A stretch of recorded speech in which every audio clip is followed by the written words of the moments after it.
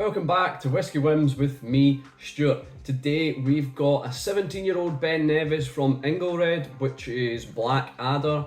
I'm not sure how accessible these are in the UK, or at least the Blackadder stuff. I've never actually came across a Blackadder bottle in the shop, and I think I've seen Ingelred maybe once or twice in a shop, but not something I've often seen. This was gifted to me as a birthday present from the Tabes guys, the Tapsaf International Bottle Split Group, and it cost about £125. 56.1% ABV and solely matured in bourbon. So we'll get down to the nose, the finish, and the nose, the palate, and the finish, and see if it's a Whisky Win or a Whisky Bin. I have already added water to this because I feel like it needs it.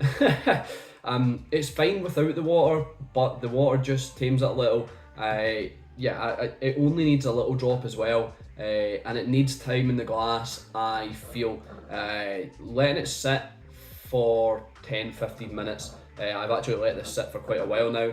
I recorded another video previous to this whilst I was letting it sit. So yeah, it needs the time to kind of sit in the glass, and then also a little bit of water just to open it up. So the nose, you're getting milled barley for sure. There's creamy flapjacks. There's like lemon drizzle with a kind of buttercream icing in the middle. I don't know if that's a thing. I don't know if people make that or if they just make lemon drizzle with the sponge. But I'm getting like lemon drizzle, buttercream icing. So I'm just going to tie it together. There's yellow apples there, there's white wine, and there is quite a bit of oak. I think that's all. It's a little earthy. It's not, and this is going to sound like a contradiction, it's not dirty, even though I've said it's earthy, but it's not that kind of grimy, funky Ben Nevis that you'd sometimes get. It's a little more clean, a little more fresh, but still quite a nice nose, quite a lovely nose. The palate,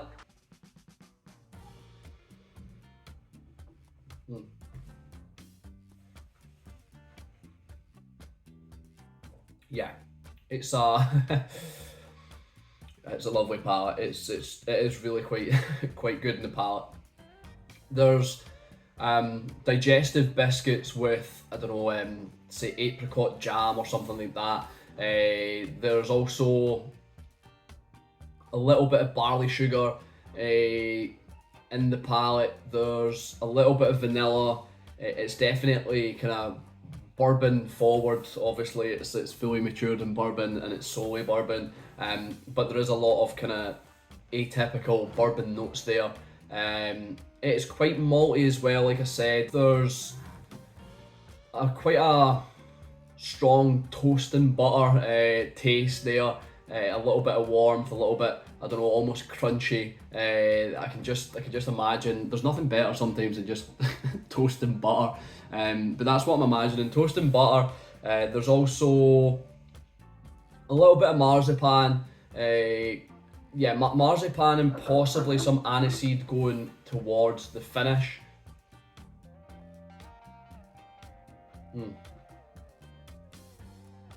But it's just quite a classic whiskey.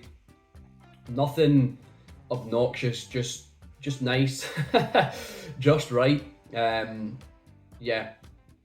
Maybe an enthusiast whiskey would be a way to describe it. I don't know, just kind of not overly sherried, nothing too dramatic, just well balanced and well done. The finish is long. There's a little bit of kind of spicy pepper elements in the finish. There's more oak, more wood for sure. There's grape skins, custard creams just to go with those kind of typical bourbon notes, and also really kind of oaty, in fact maybe just oat cakes, just the plain ones that you sometimes get with tastings when you go to a whiskey tasting, or you normally get it when you go to a kind of touristy whiskey tasting or quite a touristy area. Did I say on the Palate, like oak flapjacks, or like flapjacks, oaty flapjacks. I think I did, or on the nose, sorry. Because I'm definitely, there's this, yeah, for sure there's a barley, oaty, kind of buttery, creamy consistency through this whiskey, and it's just fantastic. It's it's a good whiskey. I would even go a step further and say it's a great whiskey, and that's a rare thing for me to say. I'm quite conservative with my praises to whiskey. So anyway, if you're new here, how I rate my whiskies on 3 factors. Would I buy it again? Do I think it's worth it? And would I recommend it?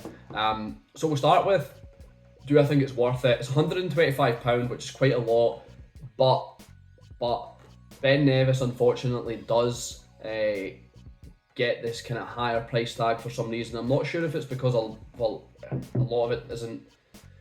I don't know why actually Ben Nevis has that high price tag. Possibly because in the 90s or maybe the 80s they did make really good distillate and they're quite popular. There's a popular date for Ben Nevis. I think it might be 87 or 96 or something like that. I can't remember off the top of my head. But maybe that's why. This was matured or distilled in 2005. So maybe it's just a kind of hangover of that, or maybe because a lot of it goes to Japan. A lot of it was going to Japan for Nika. So I'm not sure why, but yeah, it gains this price tag for some reason. But do I think it's worth it? I think it is. The kind of experience I'm getting, I probably could get this similar experience somewhere else for slightly cheaper, but it's a Ben Nevis. It's got that. Yeah, I don't know. It is worth it to me. Don't know where I was going with that. Would I recommend it? Yeah, 100%. I think this is one to try, especially if you're kind of going, maybe want to go down a little bit of a more nerdy route, a little bit of a bourbon exploration, and just strip back and check what the distillate has to offer, which is superb. Yeah. So yeah, I would definitely recommend it. I keep going off the tangent, I keep thinking of something else. Would I buy it again? On that one, I don't think I would buy it again. I've had it. I've got quite a few Ben Nevis now to try, and it's another distillery that I'm aiming to try more of, even if it's younger stuff or older stuff. I just want to get a bit more of appreciation for the distillery as a whole. So I wouldn't buy this bottle again, but I would recommend it, and I think it's worth it, and it is it's splendid. It's really lovely. So it's 283. It's a Whisky Win on this occasion. I've been Stuart. This has been Whisky Whims. I'll see you later.